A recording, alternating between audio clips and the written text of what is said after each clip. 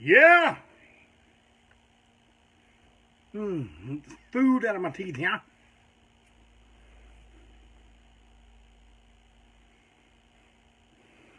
Where's everybody?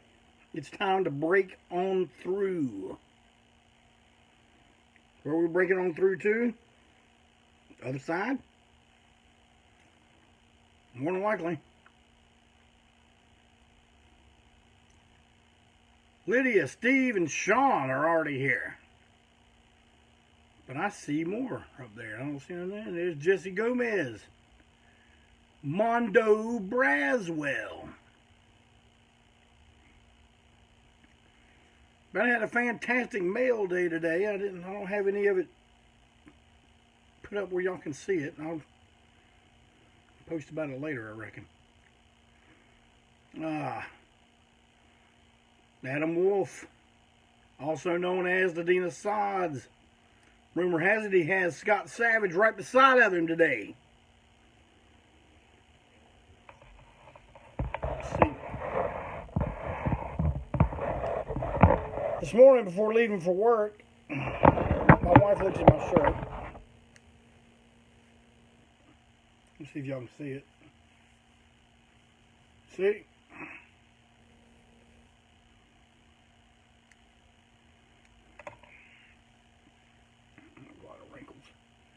You see what it is, right? You see how she looks? And she says,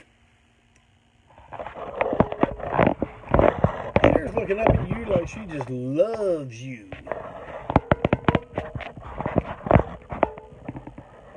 I was like, she does.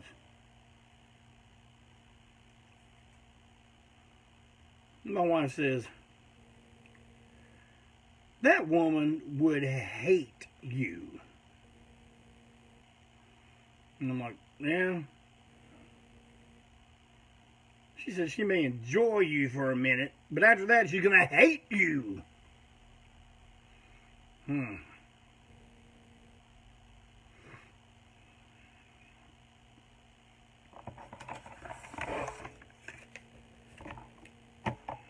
Tell y'all what.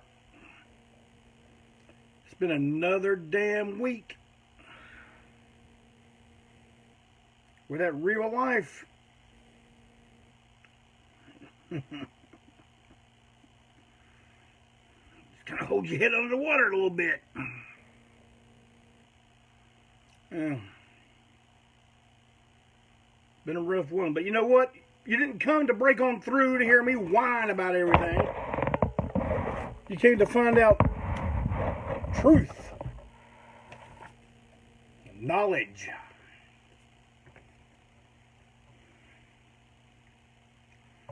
When I left you, it was 1999, the Confederacy of Scum Super Show in Philadelphia, PA.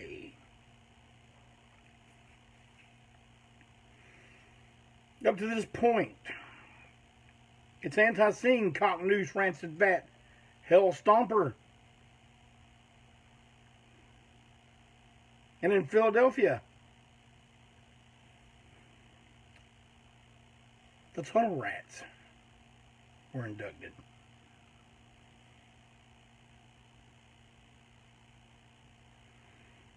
Well, Tunnel Rats.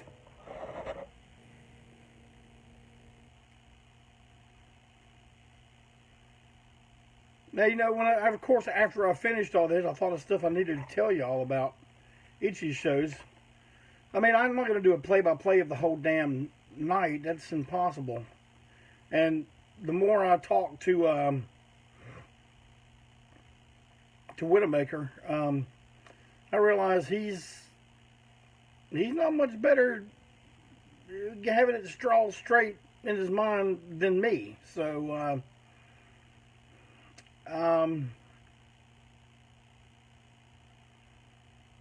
Marla V has been posting a lot of videos from the Philadelphia 99 Super Show on I guess the Rancid Vat page on YouTube. So go check it out. Speaking of YouTube, we have our YouTube page up and running. I would like for you all to go and subscribe.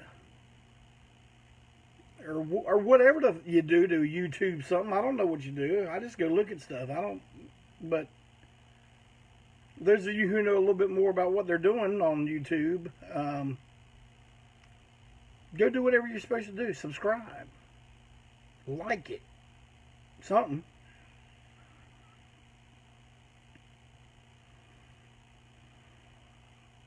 Yeah. Philadelphia Super Show 99.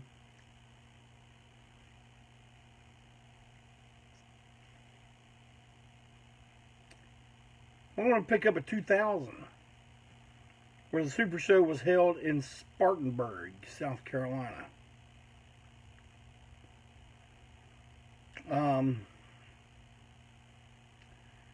And I am really thinking that by this point, Hammerlock is in.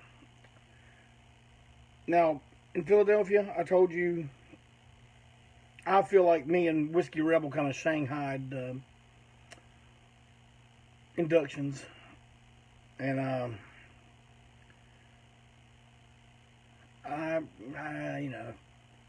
okay, we inducted Bootleg Bill and the Frankenstein Drag Queens.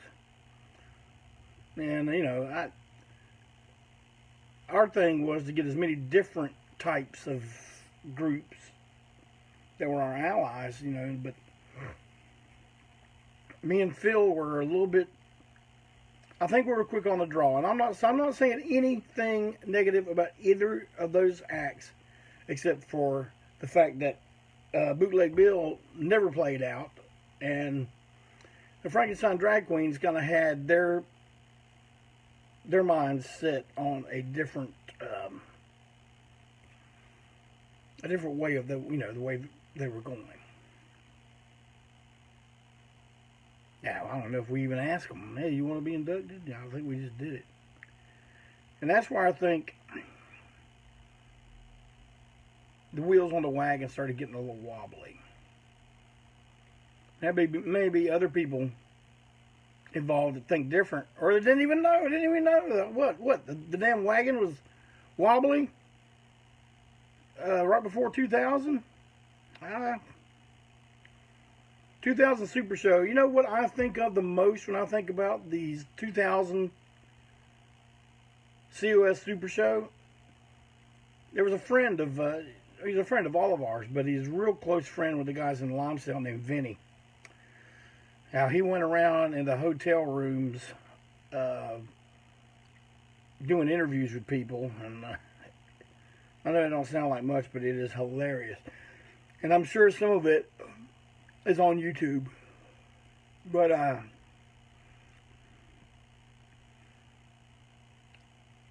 one thing I remember about Spartanburg, and I don't think I'll ever forget it, we really wanted to, it wasn't Charlotte, but it was still kind of us hosting this, because, Spartanburg is very close to Charlotte.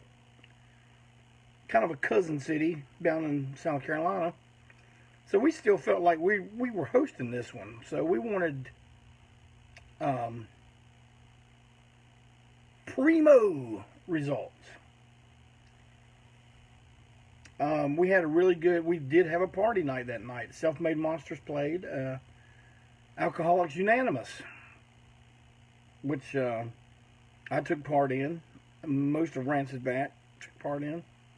And, I'm sitting here wondering, I don't think there was ever a official induction of Alcoholics Unanimous. Maybe not. I don't know. I don't remember.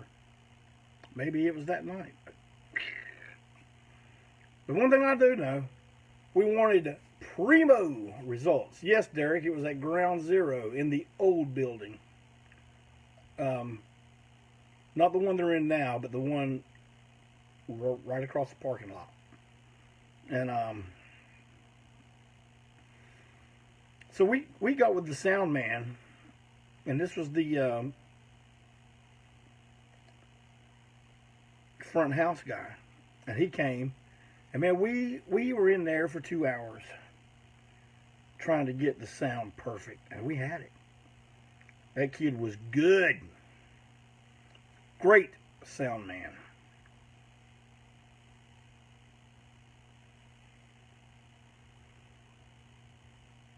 Mike Thrower, you asked, is the one that had the horse. Yes, the horse was inside. It's outside now, but this is the one that had it inside. And it's a big-ass horse, too.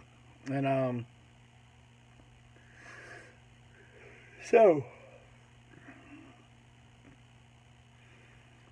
it comes showtime, and the bands are playing. Everything seems like it's going good, but, you know, it's like people are coming off stage. We couldn't hear anything. And I'm just like, wait, we did a fucking 2-hour sound check this afternoon to make sure everything was. Well, Ground Zero's monitor guy came in. And he was drunk as hell. He just starts turning fucking knobs. People either don't hear nothing, or they're hearing a feedback. Now, I've talked to this guy, a lot. I'm going to say his name because I don't want anybody picking on him for it, but god damn. If there's ever a night that he was going to get hurt and I was going to the hospital, that was it. Because when we got on stage, and it was nothing but high-pitched feedback in those monitors, oh shit! I lost it. Monitor goes off the stage, bust into pieces. I'm yelling at this guy. And I tell the band off the stage, we aren't playing in this horse shit. I go get Mick Minchow, the owner of Ground Zero, and I'm like, you got to do something about this guy, or else there's going to be a big problem, and I'm going to do something about it. I've already torn your shit up now, so I don't know what happened, but I think the kid from Front Sound came and saved the day, and they just told that guy just stay the fuck away from this money. I mean, look, I'm not proud of it, but there's a bunch of stories of me blowing up at sound men. I think this one would probably go in one of, like, it would be on side one of my greatest hits of yelling at sound men. We had the opportunity to put it on, excuse me, everybody. We had the opportunity to put it at the beginning of one of the DVDs we had, official DVDs that we put out, but I saved the guy some embarrassment, saved myself a little embarrassment, and we cut it out. Barry was, of course, you should have left it in.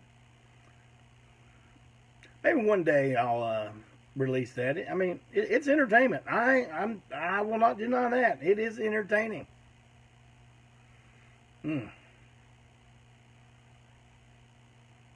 Yeah. But then we played and everything. We played a really long show, which I don't like doing. I wasn't happy with our performance. I felt like we killed way too much time. I think we played too damn long. The highlight for me was having Cosmo emceeing the whole thing and having everybody in all the bands get up at the end and do Taking Care of Business with us. All right. Everything seems good at this point. The shaky wheels may got a little tightening on it. Austin, Texas, man. I'll come down now. Now here's where there's going to be a real problem, because there was a 2001 Austin, Texas, and a 2004 Austin, Texas. Now, there's two very monumental things that happened at each of these. It's the other details, besides those, um, that I'm going to get cloudy on. I'm going to tell you that right now. So don't fill my inbox with Jeff Clayton. You senile assholes. Your last name ain't Biden. I mean, you're losing the whole thing. But no, it's just, you know, 2 shows, the same town, same club, pretty much the same lineup. But I'm going to give you some. I'll try to stay in 2001 the best I can. I know this time, and I'm thinking it was 2001 Austin where Hammerlock and Before I Hang were inducted. I could be wrong. I probably am wrong, but they were there. Because you know how I know Before I Hang was there? Because I think they were the first band of the first night, and they blew everybody a fucking away. I was just like, God. I'm going to tell you something. I'm going to give you a little Before I Hang lesson right quick. As seen by OJC. We've been playing with these guys since 1992. They were always good. They had different phases. Like Rancid Vat. Noticeably like Rancid Vat. And like us, I guess. But at least all of our phases always had me and Joe until, you know, a few years ago. But I think the first real glimpse of Before I Hang is when they had a lead singer named Dave. And Dave was quite a spectacle. It could be entertaining. But I'm going to go out on a limb here, and I'm going to say this, okay? I'm not trying to say anything negative about Dave. Certainly not saying anything negative about Before I Hang. But sometimes that whole, how drunk is he going to be? Is he going to be able to even do the show? Is he going to be laying on the ground? It got exhausting. And I felt it overshadowed the great band that they are. That's just old JC's opinion there, Hoss. But when they came back in Austin in 2001, it may have been 2004. They had this dude named Eric singing, and this is no slight on Lee that sings for him now. But with that lineup had a fucking, they were in the pocket. And they played first. And I was just like, how the fuck is anybody going to follow that? I mean, they brought it.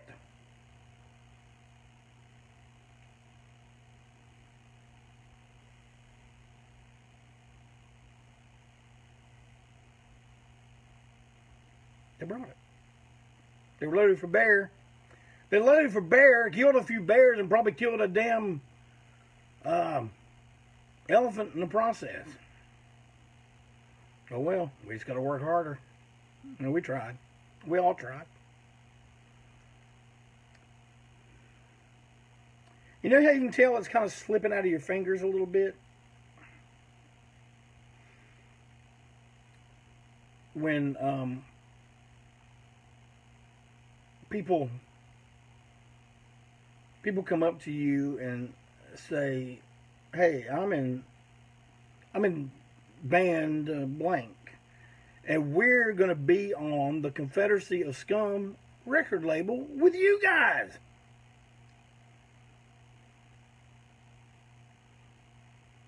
Well, that, you know what? That's wonderful. Congratulations, but it's just one problem. There's not a Confederacy of Scum record label.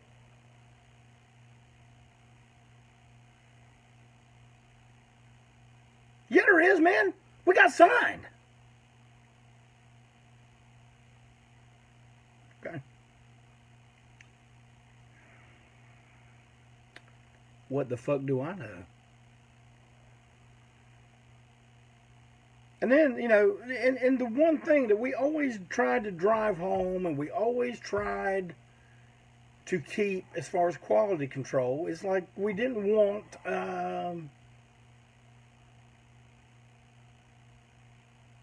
like every band was different. Every band had a different approach, a different sound, a different look, a different attack, a different way of doing their presentation. And I remember at one of these Austin shows, Barry played for Limesale.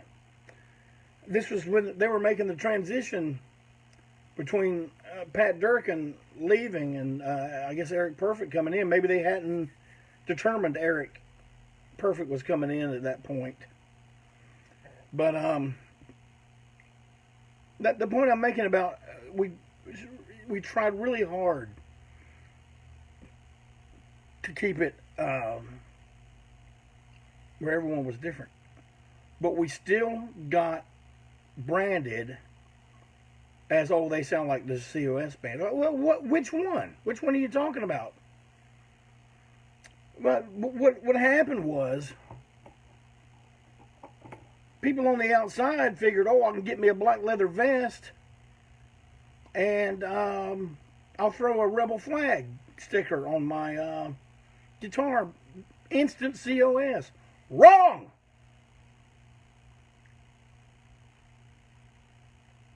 It didn't flush then. It don't flush now.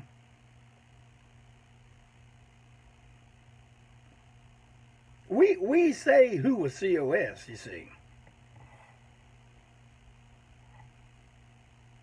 But Austin, man, I'm talking about it slipping through your fingers where you're losing a little bit of control because it feels like it's not a little tiny private party anymore. It's gotten bigger.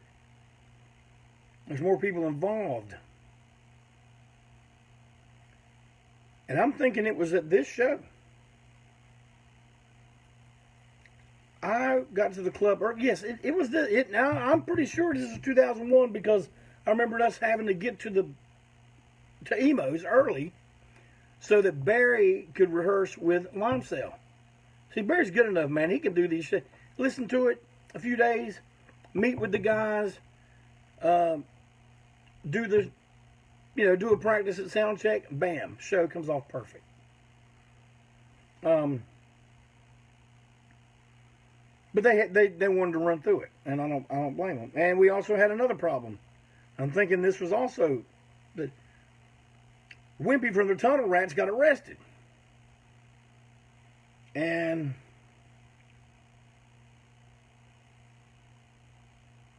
their whole show, like, I think they had a substitute guitar player that was just doing it with them like that day. So I mean, it seemed loose.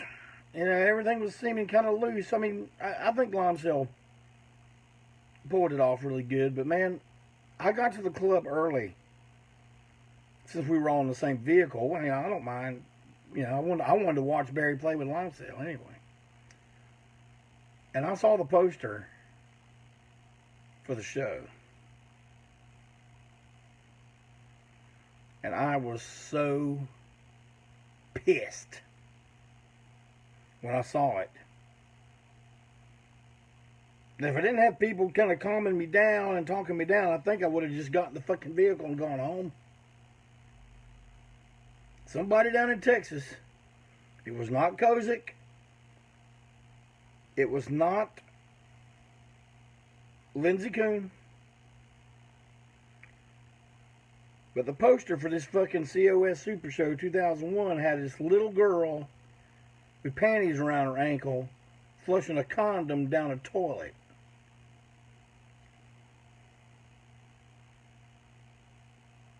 Now, yeah, when I'm doing songs with the Murder Junkies and stuff, it delves into subject matter, and I don't particularly care for.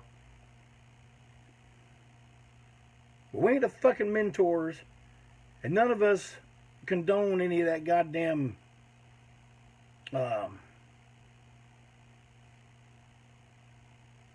Child porn shit. I mean, I'll tell y'all right now. I'll tell all you fucking murder junkies, G.G. Allen fans, I refused to do Expose Yourself to Kids when I toured with them. I said, I ain't doing it. I ain't doing it. You got to scratch that one. OJC ain't doing that one. I mean, they had tons of other great songs we had to pick from, so it wasn't a big issue. But I just said, you know, personally, for me, I'm not doing it. And when I saw this, man, I was pissed. Because someone figured, oh, they got it. They're in our mindset. They know. They know. COS. You're so fucking far off the mark. Man, we better be glad that whoever the fuck it was didn't show up with a stack of them. Hey, I did these posters for you guys.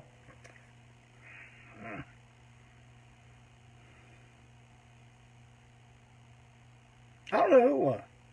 Somebody's asking me who it was. I don't know who it was.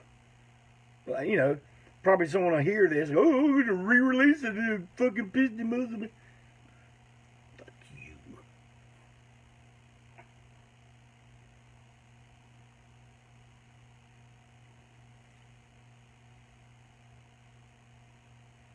You think you know what's going on in here? You don't. You think you do. But it's a collective. It's a bunch of them. How did so many fucking alpha males even coexist in this thing?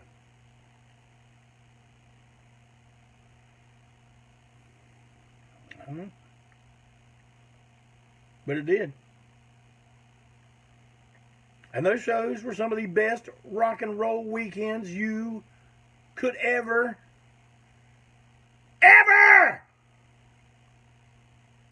have been to. Now, there's things where there's like 9,700 bands on a weekend. That's like dying and going to hell for me. Mm. 2002 took us to New Orleans. I'm getting ahead of myself. I got a little fired up. So we ain't going to New Orleans yet. We're still in Austin. So I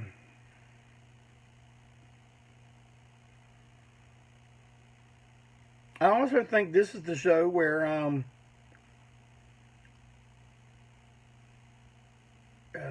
Beer Reeves, who is now the lead singer of Rancid Bat, got into a big scuffle with a bunch of skinheads, and somebody come up to the stage, and I know who it was. I know their name, but I'm not going to say it on here and get them all embarrassed and everything. Come up to the stage, told me Beer was dead. Beer's dead! First of all, it's going to take more than a couple of skinheads to beat up Beer. So, he wasn't dead. We kept playing. We knew Beer was fine. Someone else that hadn't drank quite as much came and said, Beer's cool. Keep going. But then we all drive home. And if I'm not mistaken, I think I went from Austin to Hattiesburg and spent some time with my good friend Walt and Heather Wheat. The Wheat Compound. And I think I'm not sure. But I got home Tuesday morning, September 11th, 2001. Getting all the stuff out of the car. Getting the shower real quick. I'm going to go on into work. Until my wife comes in and says, you got to come in here and look at this. 9/11. Happening in real time.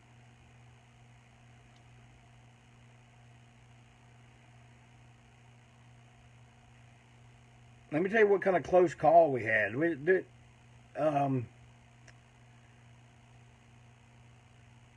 I told you, people were coming from all over the place. We had friends from Germany. Now I'm going to have to back it up a little bit. There was a German version of the COS. They didn't expect to be COS. They were never one of those bands that's like, hey, can we be in the COS? You know, they knew better. They formed their own thing called the Community of Filth. And it had bands such as Nothing But Puke, Born Bavarian, and some of the two bands combined side projects and things, and they made their way to the States and played some. I guess Born Bavarian got a little bit of a bad shake because they were considered to be a little bit of kind of like ANTiSEEN little brother band. And if I'm being honest, some of the stuff they did was a direct take on. I mean, I saw it as complimentary. Imitation, finest form of flattery, but I think it's why some people didn't give them a fair shake. But anyway, they were going from Austin to New Jersey. And they told Phil Irwin they were going to go to the Empire State Building Tuesday morning. You know, because they wanted to see, some of the iconic New York stuff. And Phil goes, hey, skip the Empire State Building. You want to see something impressive? Go to the World Trade Center. And of course, Phil and him were already home. They heard this. And I think me and Phil were on the phone together. He's like, man, God, have you heard from Andy and Claudia? And I was like, no, why? He's like, they're up there in Jersey, and I told them to go to the fucking World Trade Center. Eventually, we did hear from them. What happened is they were getting ready to go, or they got up. Andy was a real fitness guy. He was real fit, and he went out for a run. And the run put them behind. So they had to call another cab. And by the time they got to where they're going, had to take another bus. But before they did that, the shit had already hit the fan, as it were. So our friends were spared that day. So 2002, we go down to good old New Orleans. The Shim Sham Club. I'm not sure if that's what it was called then.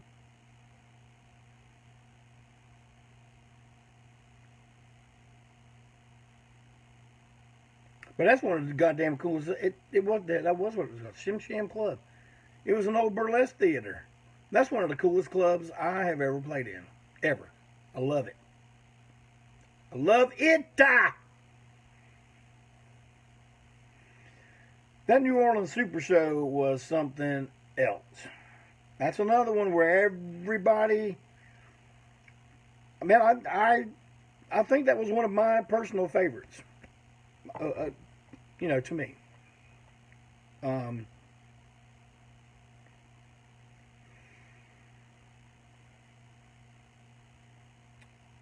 can't really think of anything over the top that happened, but you know what? When I start talking about the wheels getting shaky and where I have to kind of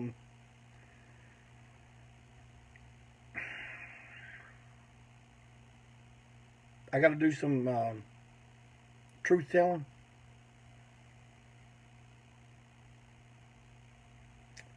Well, here's what happened. We're starting to get, I guess, for the sake of it not being the exact same show every year, they started moving us down the bill.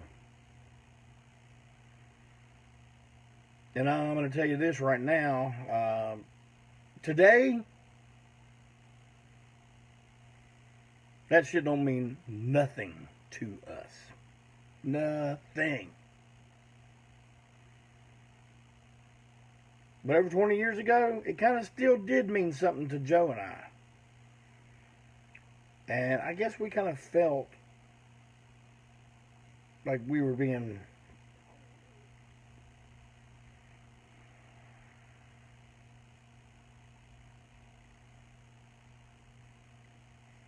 then you get there and, you know, the show happens, you have fun, you don't even think about that no more. But if I'm being honest with you, that's what I got to tell you. Okay? And I'm being honest with you. And Las Vegas, it was rough. It was a rough one. New Orleans, I mean. In 2003, we go to the city of sin, Las Vegas. There's some real good video out there of this show. This is a good one. Man, Jeff Dahl played with us. Sammy Town, Fang, a band he had at that point. It wasn't Fang. Resistileros. They played. I mean, that was a damn good show now. I guess if I had to run a close second, it was Las Vegas. It was just fun being in Las Vegas. You know, and the club was cool. The hotel we stayed in was cool. I think they did some kind of spin the wheel, make the deal type of thing. Oh yeah, John, the Jabbers. The Jabbers were at Las Vegas. You know, special guest. Eventually, I think the Jabbers would have been inducted. I do. Las Vegas was a lot of fun. This time, we got to see Barry play for Cocknews. As a matter of fact, I watched that video on Facebook the other night. He did a fantastic job.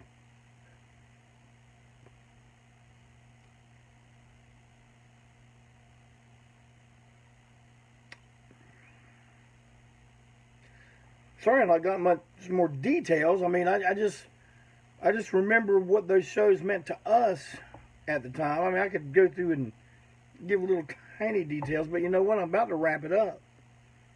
Because 2004 would be the last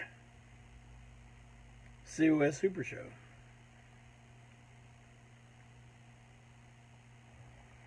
And see, here's something that's kind of going on at the same time, too. We, in between all these shows, we're still touring. We're still going to places. We're still coming down to Austin, but this time, but by this time,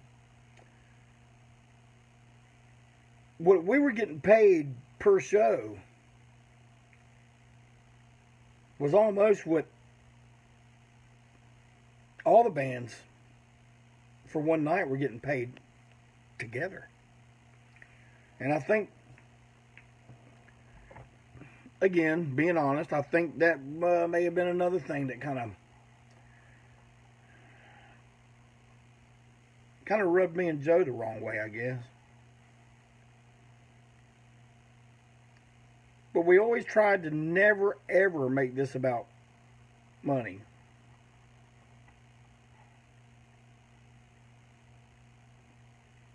And if I could go back and not have even thought that way, I would.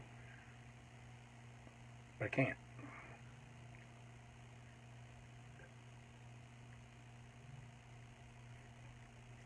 So, 2004 Austin, it was the final Hell Stomper show. And I hated to see this. Man, I was in a bad mood that whole weekend. I'm also thinking this is when Widowmaker showed me a magic oracle called an iPod. I didn't get it. Yeah, I'm like... So, this has 10,000 songs. It's got all your albums here. Where? Oh, they're files. You go in and you put it in a computer, you know, you can listen to it. You know, you can listen to everything. You put little headphones in, you listen to it all day. You can listen to it all week if you want to, you know. And it's like... Man, that ain't gonna take off right there. No. I'm sure Widowmaker was looking at it like, this must have been what it looked like when early man learned that you could make a tool out of a rock or something. But Austin, 2004. You know, we got through the whole show. Everything was fine. That may have been the show where Wimpy got arrested. But Austin, same club, both times. So you're not going to get the true story until we get more people involved. But see, another thing that really got to me, and it still gets to me to this day, when events like this are being made, I like for there to be a committee of appointed few that make the decisions. Well, see, they were on some kind of message board, and they wanted everybody's opinion. If you got 30 people on there, you got 30 different opinions. And when someone's opinion doesn't get considered, then there's hard feelings.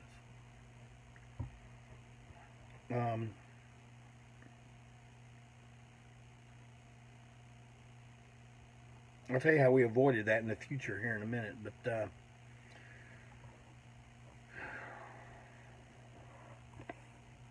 fuck opinions when it's not mine. See, that's the mindset. Fuck y'all's opinions. What about mine? But I just remember Hellstomper walking off the stage after their last song. You know, this is a band that made a serious mark in this whole thing, and they made one for themselves without the attachment of the COS. And they just kind of, they all kind of just finished and wandered off the stage. And there was like, I was like, wait a minute, man, this is COS Super Show.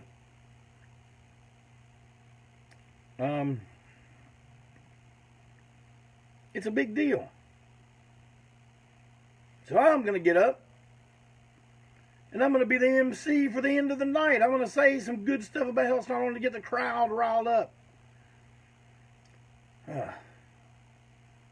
One of my great nemesis in this business made it so I couldn't. The sound man. He cut the sound. He throws on some indie rock. And he's leaning over the damn board talking to his friends. Hey, man, I was pretty cool running the sound, wasn't I, man? And,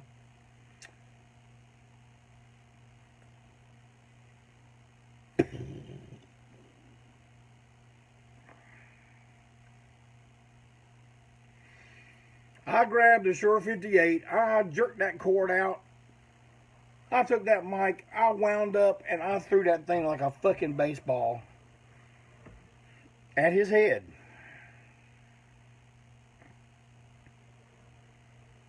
Luckily I missed, but I put a damn hole in the wall.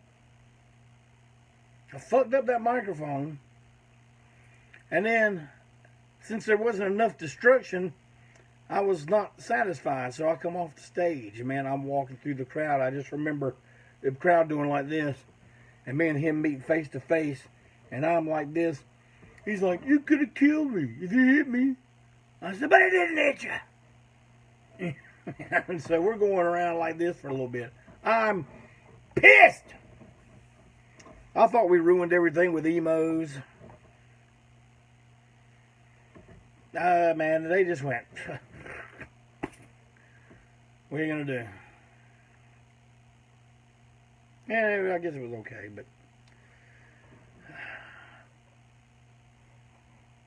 I didn't think it was a fitting exit for Hellstomper without a little bit more pomp and circumstance made. A big deal. That's what I took home from that 2004. Like I said, though, some of you are sitting listening to me going, that motherfucker don't know what he's talking about, because that happened in 2001. But what are you going to do? You got to tell me something. So I guess it comes time to talk about 2005. Well, now we're really considering, you know, look, we can go to Austin.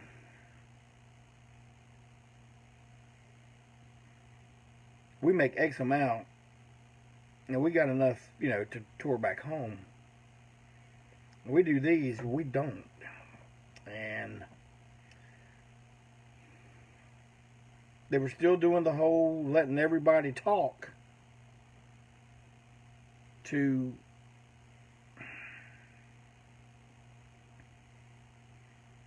make decisions. And by this time, it kind of felt like there were two camps.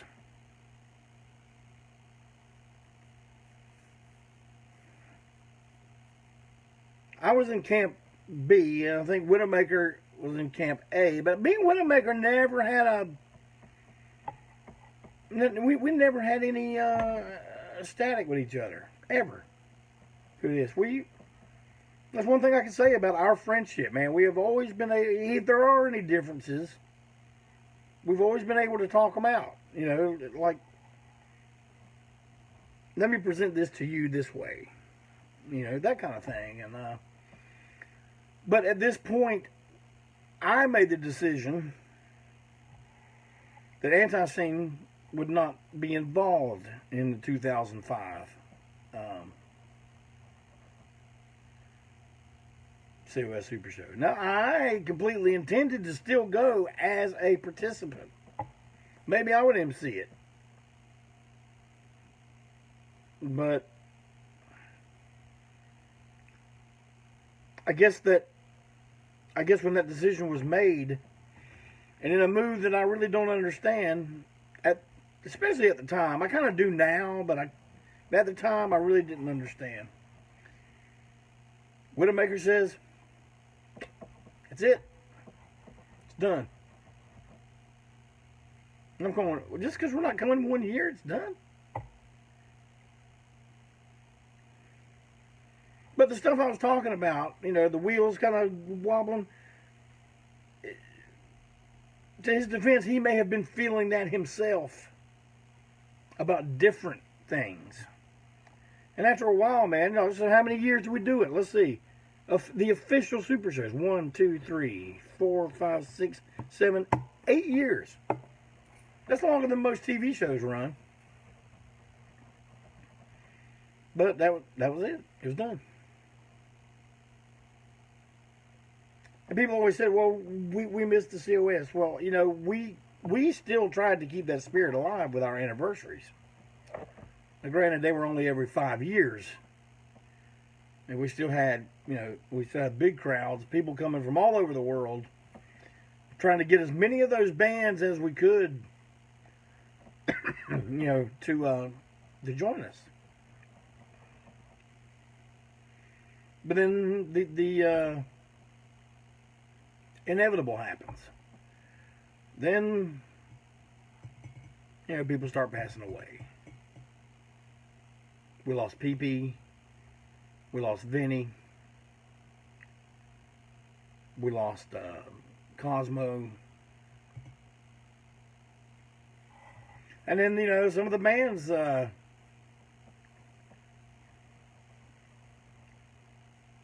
split up or just became dormant. Now, Dale, I saw you there. You talk about Uncle Goddamn. Go watch last week's show, man. I talk all about Uncle Goddamn. Man, you can't come in my show this week and tell me to talk about last week. But, to her credit, Marla V, back in 99, 2000, what the fuck, not 99. In 2019. In 2019, Marla V started Rule Breakers Ball. And it was a great success.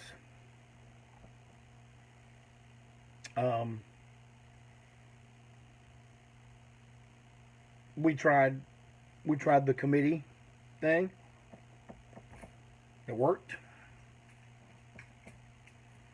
Kept the quality high. The one that was supposed to happen in 2020, well, you all know what the hell happened with that. And who knows? Will we see one in 2021? Doubt it. Maybe 2022. But you know what? We, as a band, as people, especially Barry and I, the ones who have been at basically every one of these, decided it's really not about money. It's the fact that, we made friends with all these people connected to this, either through ANTiSEEN or one of the individual bands in the COS or the COS gatherings themselves. We made friends with tons of people. There's tons of things going out like this that are friendships that are still going on today. When we have, when we all now have grown children, so a lot of us have grandchildren, and that says a lot about this, I think. It wasn't just the mere bands people like to, show up and act like an idiot to. There was plenty of that, but it's people that had a bond and kept it going for decades. I see you there, Jimmy Snipes. I know you're still my friend. Oh, yeah.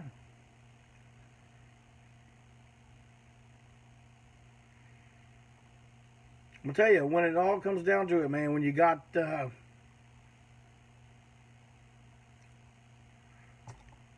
people to watch your back,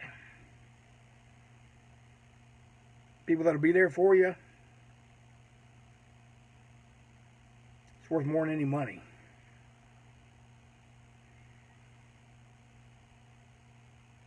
And with that, I, the unimpeachable president for life,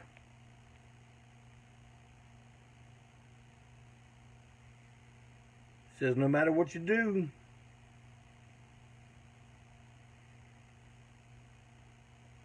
there's going to come that time when we all have to break on through.